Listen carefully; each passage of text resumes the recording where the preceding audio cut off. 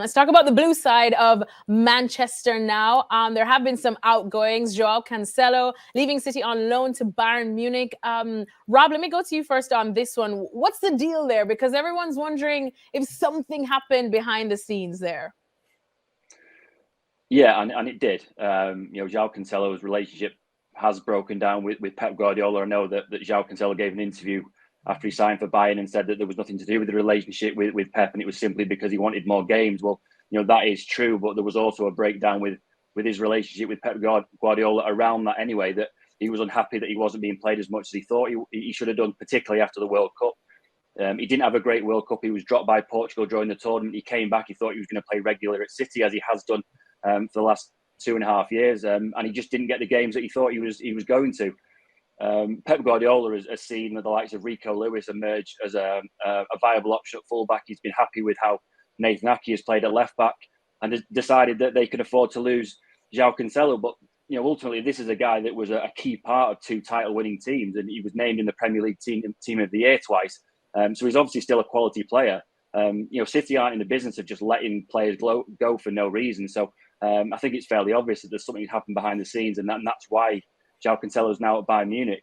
But we've seen time and time again with Pep Guardiola that he just doesn't have players in his squad who don't want to be there. We saw it with Raheem Sterling when he was allowed to go to Chelsea, with Gabriel Jesus and Zinchenko that were allowed to go to Arsenal in the summer. Once a player's decided that he doesn't want to be at City anymore, it's not a case that City and Pep Guardiola tried to convince him to stay. It's that they're out the door as quickly as possible. And I think maybe the speed of this move to Bayern Munich for Joao Cancelo has caught people by surprise a little bit. But once you know a little bit about how Pep Guardiola works and his managerial style, it's really not that big a surprise, I suppose.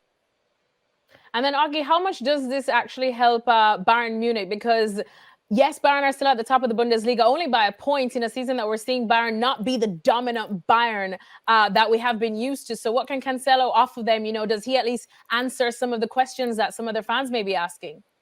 Well, it's like Rob said, he didn't have a great World Cup. So if you see the Joao Cancelo that had 2 fantastic seasons at City and got in the team of the year, then Bayern have got a great sign and it'll make a big difference. But if it's the Cancelo that's played this season who struggled for form, then Bayern are getting a player that might take a while to get to his best. So it's a very tight race in the Bundesliga. I think the top 4 are separated by 2 or 3 points, which is great. For a change, it's usually 10, 15 points that Bayern are clear by now. So it's good that Bayern are being tested. And Cancelo, he is a great player, and I think on the face of it, a lot of City fans will be surprised that he's gone because, he's one of their more versatile players. He can play on both sides of defence, but, he's made a great move to Bayern. He can win a title at Bayern. He can win a Champions League at Bayern. And I think, as Rob was saying, that he's not happy about not playing games at City. Now, he's not the only one. Kyle Walker hasn't played many games. Phil Foden isn't playing enough games.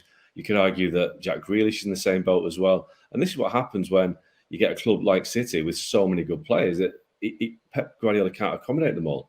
I think there's the suggestion that Bernardo Silva might have left the club today, and that didn't happen. But Bernardo's been, I won't say he's been agitating for a move for about 2 or 3 years, but he's always a player that is linked with the move in a window, and he has been for the last 3 or 4 windows because he doesn't feel he plays enough games. So Guardiola will always get his way with the club. Like Sterling went last year. If a player wants to leave and Pep wants him out, he goes.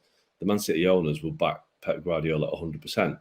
But it does kind of suggest that all is not well at Man City in the sense that he's very demanding of his players. We know that. We know that in the past that when he left Barcelona, a lot of the Barcelona players felt that the time had come for Pep to go because he basically is on their case non-stop. And City have had 7 years of it now. So it'll be interesting to see how we go on from here, whether Cancelo is a one-off or if it's the start of a trend of City players thinking that, it's time to move on because I'm not playing enough games and I don't want to be playing at this incredible intensity and training in this incredible intensity of Guardiola every day of the week, because it can be draining, especially for a player that's won medals. If you're a player that wants to go to a club to win things, you'll accept the hardship of playing for Pep. If you've won things already and you're kind of on that treadmill of success, they might just have had enough of it. And it'll be interesting to see how many more City players follow Cancelo at the club in the next few months.